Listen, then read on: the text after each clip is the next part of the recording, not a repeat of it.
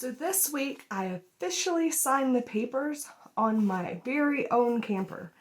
I have the truck, I have the camper, and I'm 40 days out from my closing on my house, so I have to work to get everything packed up and ready to go. But in the meantime, I'm working on getting all of the things that are my must-haves for full-time RVing. And so today's episode, that's what I'm going to do. I'm going to go over my list of things that are my must-haves, most of which I've already gotten.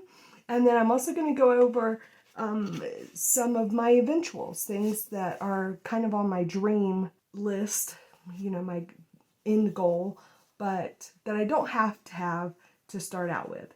So stay tuned.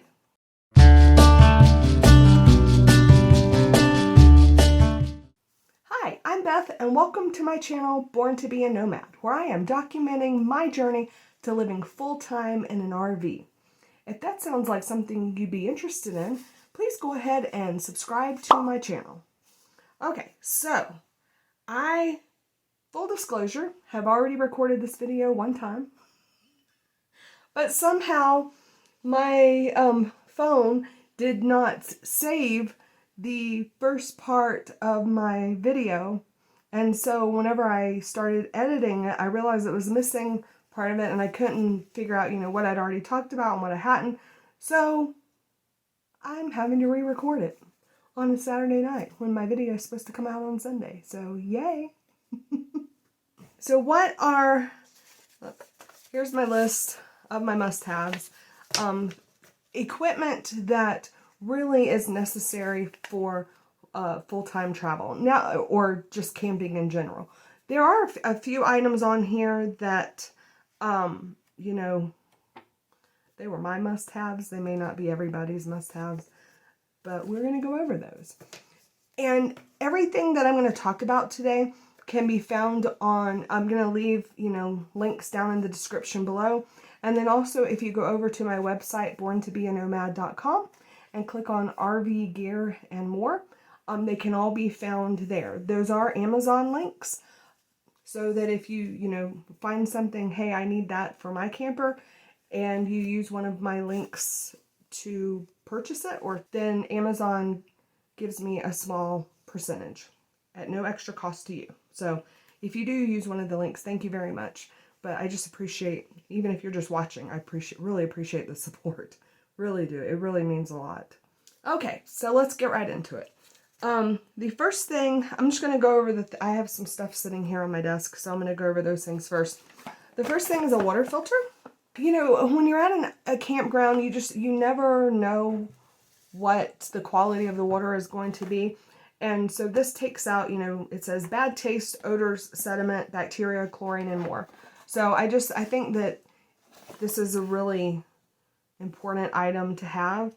And to go along with that, I got this a hose saver, because you can screw this part like into the water system, and then this part can, you know, you screw into the water filter. That way the water filter is not pulling on the water input into your camper, which can kind of, you know, it can eventually damage the camper, you know, pull the pieces apart. And since we're still, actually the next couple of things I have are about water. The next thing is a water flow regulator. This, again, you know, with campgrounds, you never know what the water pressure is going to be like. And if you turn it on and it's a super high pressure, then you could damage, you know, the pipes in your camper. And, you know, that's a huge expense to fix. So, you know, just this inexpensive, mine was inexpensive. They have more expensive ones that, you know, have like little gauges and stuff like that. But, you know, you can prevent thousands of dollars worth of damage with a $15 part. So, and last thing is a water hose. So this water hose is for drinking water. It doesn't have any of the leaching from the plastic or whatever that you may get with a garden hose. I do have, I'm going to have 2 hoses, the drinking water hose and then the garden hose, which I already have. I'm just going to use the one that I currently own for just general utility tasks around the camper. So 2 hoses, we're good to go. All right, let's see. Oh, and I do have actually the first thing that I bought was my shower head. I got an Oxygenics shower head. They had it on sale on Amazon, and I know that shower heads in campers are not the best, and I like my water pressure. And in fact, all of the shower faucets in my house have had the water flow regulators removed from them because it's just me, and I don't use very much water. I mean, my water bill is always the lowest that it can possibly be with the city. So I don't use a lot of water. But I like my water pressure in my shower. So I got the Oxygenics because that really helps. It increases the pressure, and it uses, it helps you to cut down on the amount of water that you use. Because a lot of times your water heater may only have 6 or 8 gallons, and it's not going to last very long. So no more long. I got to be honest. For me, that's like one of the hardest parts about going full time is I absolutely love taking baths. I mean, I will get in the bathtub and read a book, and 2 hours later, of course, I'm like filling up, reheating the water, so my toes are all pruny. And anyways, I love baths. So, I really thought about that. Like, am I gonna get a hotel room maybe once a month so that I can have a bathtub? Or, heads up, any family that lets me come stay, or friends, I may be using your bathtub because I do. I love taking baths. So, anyways, that's going to be a hard adjustment for me. And then one of the probably the most, well, there was one other thing, but one of the more expensive items was a surge protector, because there can be all kinds of issues with that power pedestal at a campsite. And this has it has like a little guide and the lights that light up to tell you. It's so small. I'm getting old. I can't see hardly without my glasses. But it'll tell you, if it's an open ground or reverse polarity, open neutral, a couple of other, issues, so not to use that pedestal. And sometimes if there's, a power surge or whatever, and your warranty may not pay if you don't have a surge protector. So I got me a surge protector because, also it protects the equipment that's inside the camper, and I'm going to be working from the road, so, my computer equipment and all that stuff needs to be protected. And then the other 2 things, I'm not going to pick them up. I'll just put a picture here. The first one, of course, is a sewer hose, and then I also got a extension hose, so that together it gives me about 25 feet of sewer hose, which hopefully should be enough. Normally, I would only think, 1 sewer hose, but I was watching this video this past week, I think, and the family were staying in a campsite where, they backed into their campsite, and the electricity and water are in the regular place, which is usually toward the back, the back third of a campsite, but the sewer hookup was at the very front, like where the little stand would be that had the number for the campsite, which is really weird. I mean, and I know that I want to say that in all my years of camping, I have seen that occasionally. So I just think it's better to have plenty of hose, so I don't have any issues. Okay, what else? Let's see. So I also bought some wheel chocks, here to keep my wheels in place, just for safety. One of the things I have to look at are leveling blocks. I don't have those yet. I do have in mind which ones I'm going to get. These right here. Now, the ones that I would really love to have are the Anderson levelers, but I think that they're really pricey. I mean, at the RV dealership, they were $60 each. Now, I did find them online on Amazon where it was like $50 or $60 for a pair. So that was better. But, you know, I have dual axles. So I have 4 wheels. So I would need 4 of them, 2 sets. You know, if I bought them at the RV dealership, that's $240 for leveling blocks. And that's ridiculous. So for right now, I'm just going to get like the kind of like Legos, you know, the stackable ones. And if push comes to shove, you could just get pieces of wood that will work as well. So it you know, it doesn't have to be anything fancy, but it's really important that you're level, because you know, your refrigerator and the propane system may not work as well, but especially the refrigerator can cause a lot of problems if you're not level. Okay, so the next thing on my list is a bed. That was like the top of my must-have, and I've actually already ordered it. I ordered one off of Amazon. It had excellent reviews, and I just found this, it's a queen short, so, and it had, I think, over 1,500, maybe 1,700 reviews, and it was like 4.8. So, I mean, they were really, really good reviews, and it has an excellent warranty and all that. But I had to have a bed because, you know, I'm going to be living in my camper. So it really needs to be comfortable. And the one that was in there honestly smelled like an old granny. And it's just, I don't think I'm being a princess to say I don't want to sleep in somebody's bed. I just, yeah, I want my own. It's like, you know, underwear. You don't want to wear somebody else's, and you don't want to sleep in somebody else's bed. You want your own bed. So I got a bed. Let's see. I also ordered a bottle jack.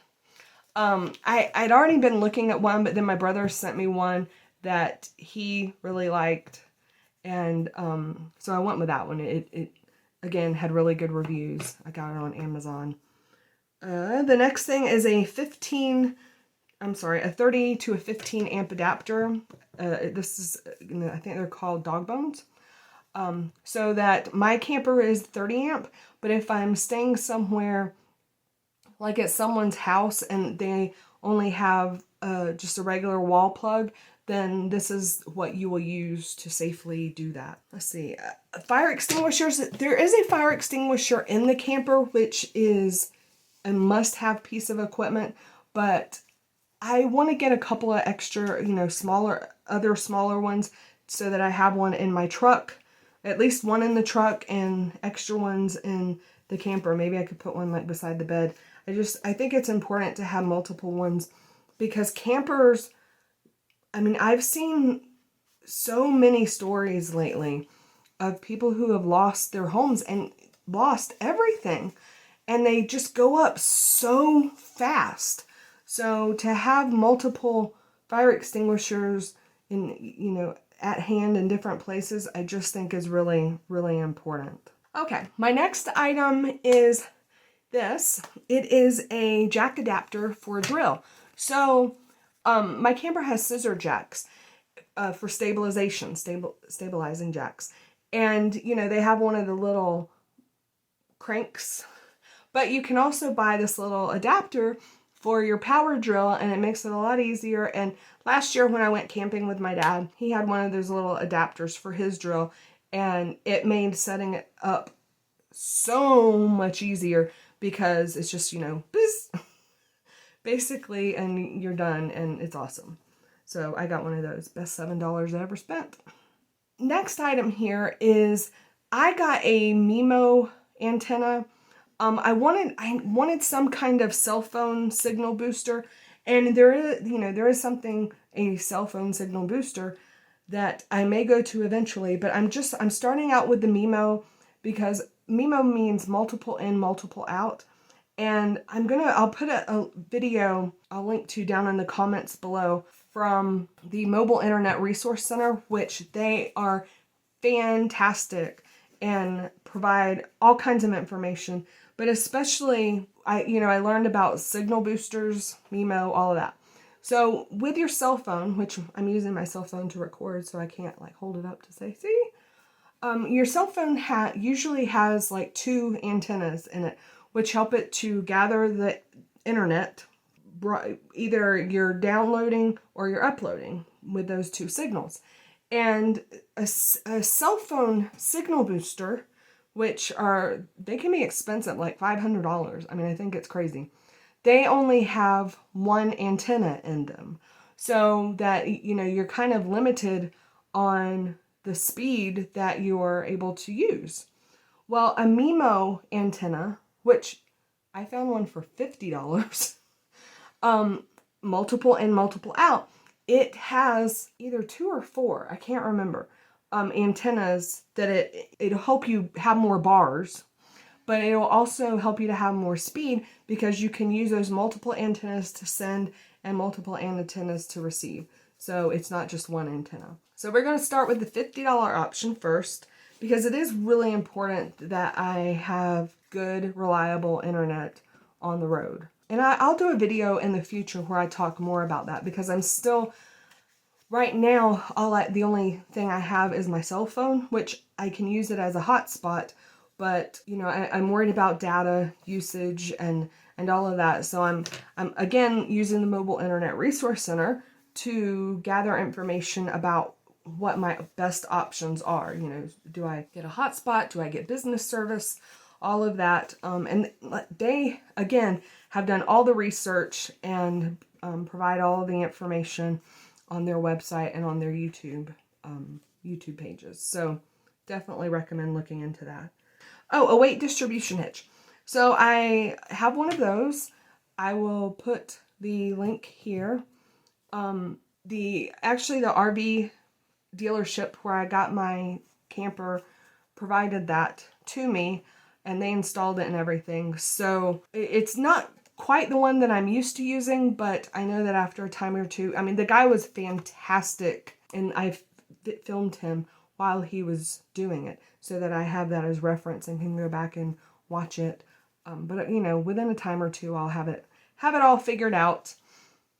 But it really is a necessity. It has sway control on it to help with stabilization, because you don't want to, especially in Wyoming. I mean, first of all, if you're under a high wind warning, you don't need to be out driving on the interstate anyways.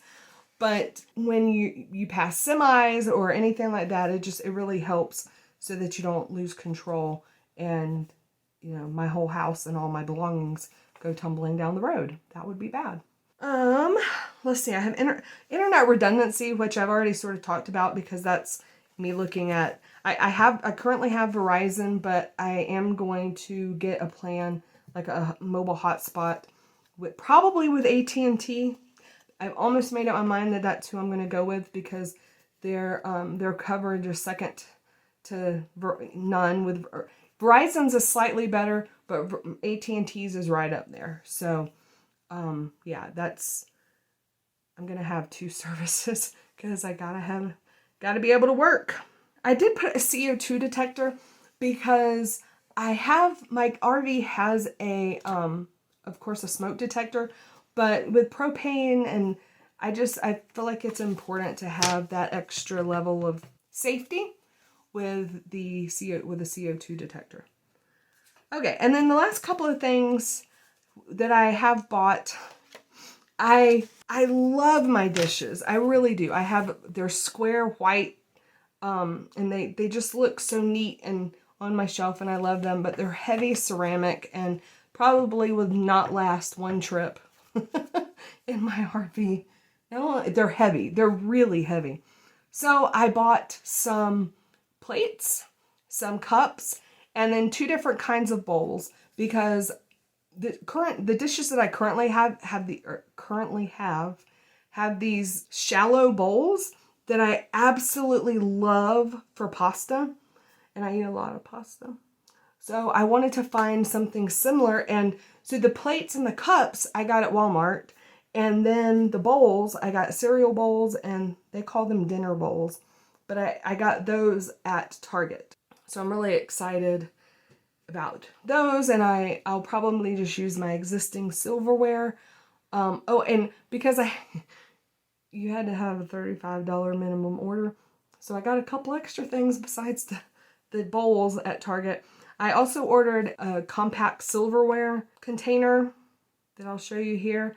It was on sale, so I didn't feel bad. And then the only other thing that I bought, which really helped, get me to that $35 order minimum, was a 5-gallon water container. I think it'll be, especially once I start boondocking more, it'll be important to have that extra water, just in case.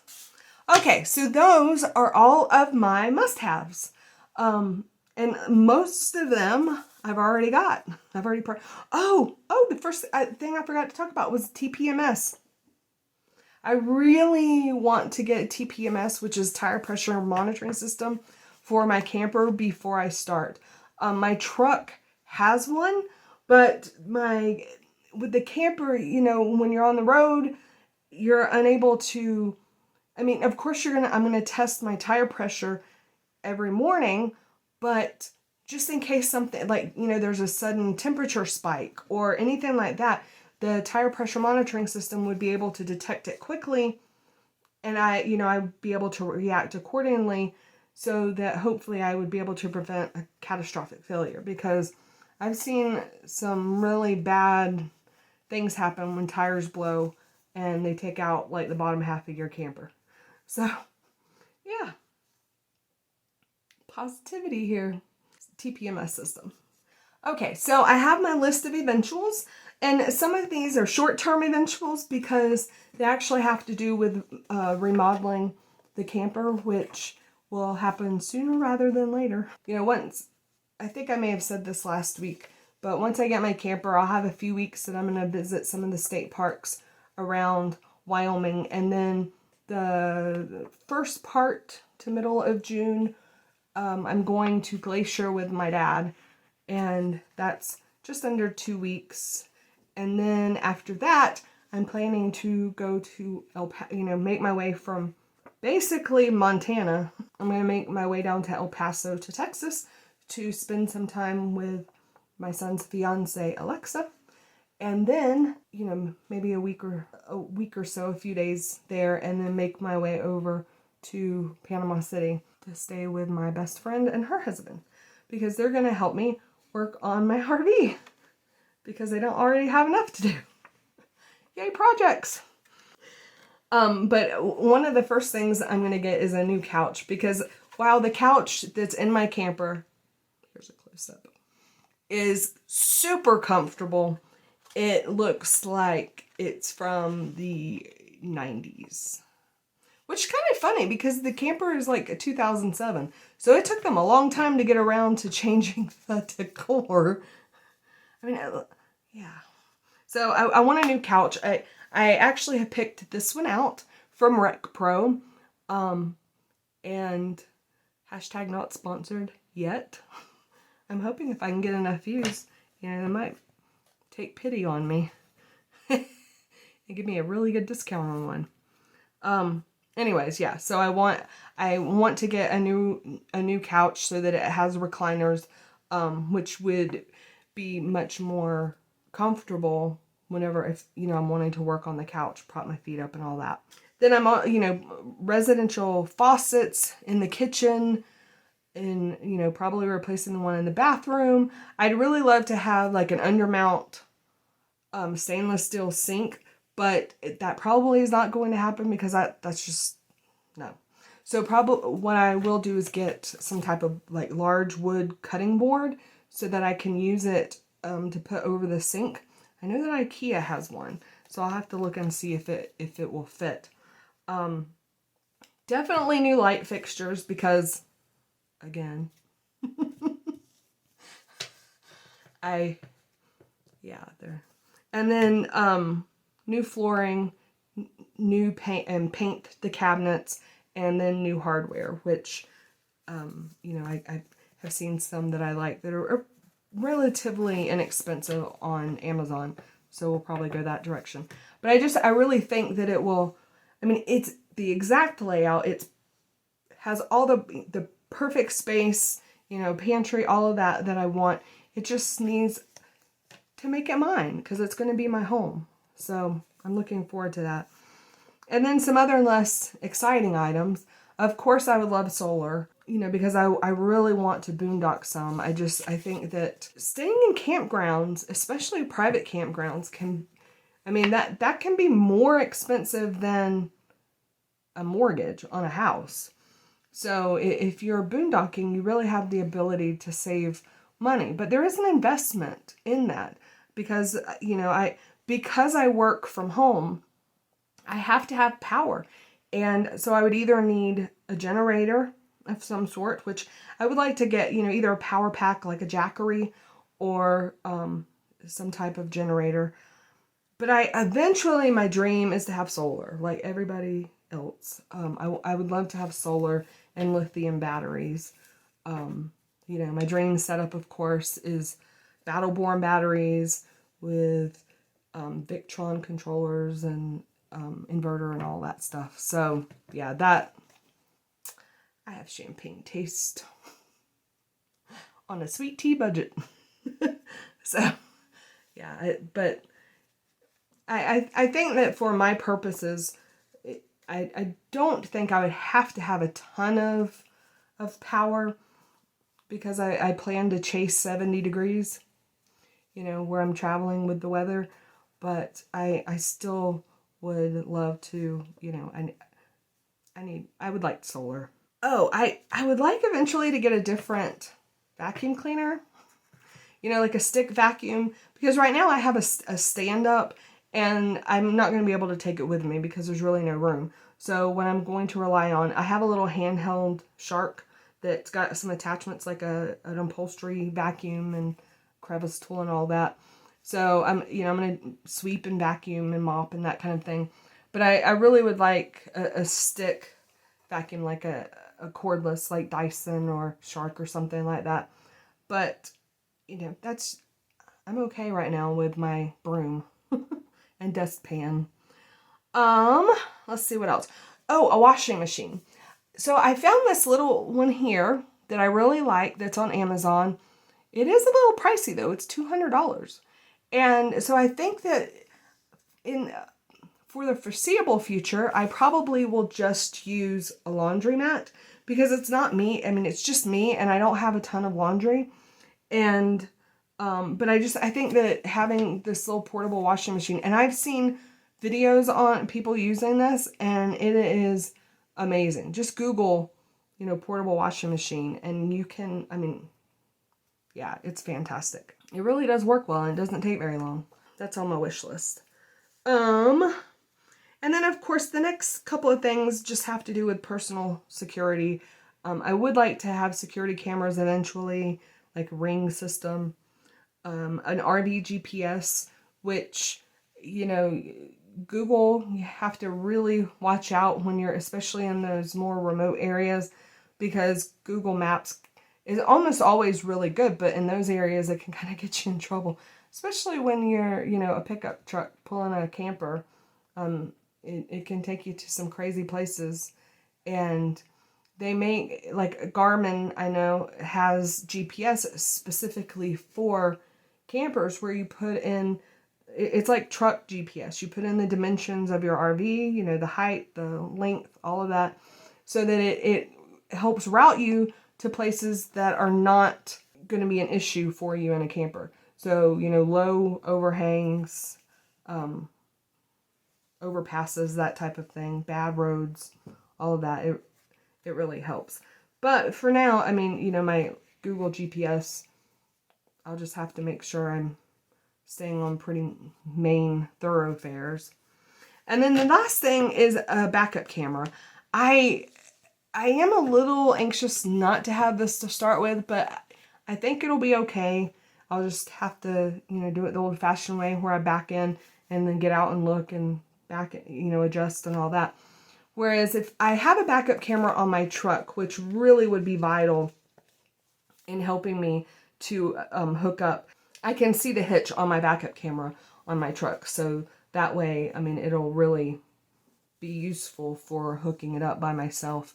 But I think that a backup camera on the RV would be helpful, because then, you know, I could see what I'm doing when backing into a site without having to get out 10 times to adjust. I think that is everything.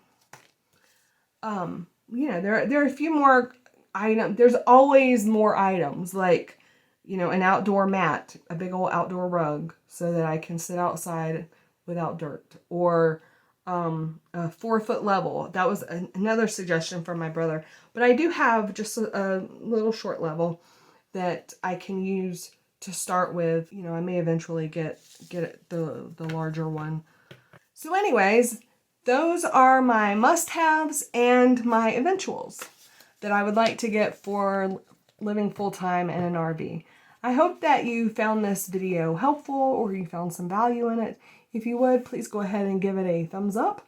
You know, if there's something else that you're like, you have to have this, that you think that I've missed, please leave me a comment down in the comments below, and I will add it to my list. Anyways, thank you again for watching this week's video. So I hope you have a wonderful week, and I will see you later. Okay? Thanks. Bye.